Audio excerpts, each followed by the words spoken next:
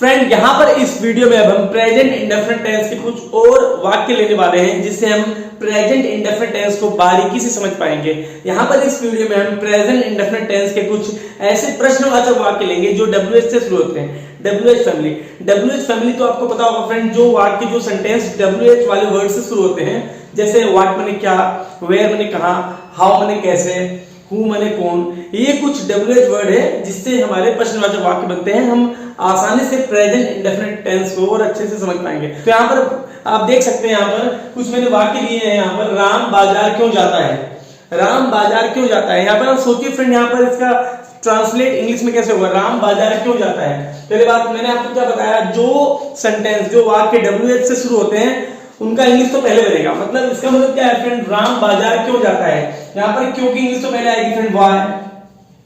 यहाँ पर क्योंकि इंग्लिश तो फ्रेंड पहले आएगी, वाई तो पहले आएगा, कंफर्म हो गया है। अब देखिए राम बाजार क्यों जाता है, यहाँ पर आप देखिए प्रश्नवाचक वाक्य, और हम जिस वाक्य में ताहे तीहे आता है प्रेजेंट इंडेफिनिट टेंस, वहां पर डूडा जाता है, हमें पता है। इससे पिछले वाले लेक्चर में मैंने आपको बताया था कि ताहे तीहे हम देख के पहचान लेंगे इसमें डू या डज आएगा नहीं आएगा। डूडस तो आएगा फ्रेंड, क्योंकि प्रश्नवाचक वाक्य है। अब देखिए यहाँ पर WH फैमिली है फ्रेंड, राम बाजार क्यों जाता है, तो वाई डज आएगा यहाँ पर, why does Ram go to market, why does Ram go to market. तो हमें पता लग गया फ्रेंड ये राम सिंगुलर है तो यहाँ पर डज का प्रयोग होगा, तो why does Ram go to market. ठीक है फ्रेंड, यहाँ पर देखिए सब्जेक्ट, यहाँ पर क्या है, वर्ब है, यहाँ पर ऑब्जेक्ट है। हम जानते हैं फ्रेंड, कोई भी हम इंग्लिश में सेंटेंस बनाते हैं क्या होता है फ्रेंड, बेसिक एक फॉर्मूला क्या है, रूल क्या है, subject plus verb plus object. और यहाँ पर हम देख पा रहे हैं, यहाँ पर WH फैमिली से कोई भी वाक्य जो शुरू होता है उसका वर्ड जो है वो पहले आता है, और जो हेल्पिंग वर्ब है प्रश्नवाचक वाक्य में वो पहले आता है। तो why does Ram go to market. आप रूल पे मत जाइए, रूल क्या है, रूल को आप जितना समझेंगे उतना आपको समझ में नहीं आएगा। कितना रूल आप याद रखेंगे, मैथ में फॉर्मूला होता है, यहाँ पर इंग्लिश में रूल होता है। तो आप समझिए ना वाक्य को, आप समझेंगे बारीकी से वाक्य को तो आपको समझ में आएगा why does Ram go to market. ठीक है फ्रेंड, अब देखिए दूसरा वाक्य मैंने क्या लिया, यहाँ पर राम बाजार कैसे जाता है, राम बाजार कैसे जाता है। यहाँ पर ये WH फैमिली का सेंटेंस है फ्रेंड, ये कैसे का मतलब क्या होता है, हाउ।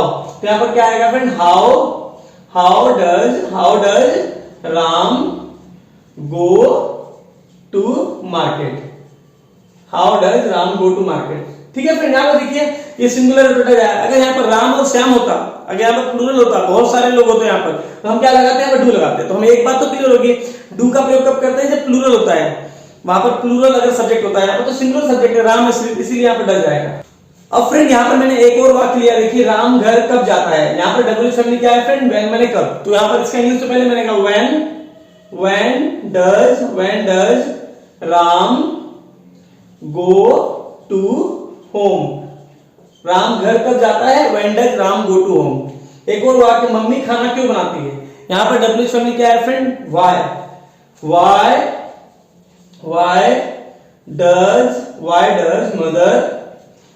does mother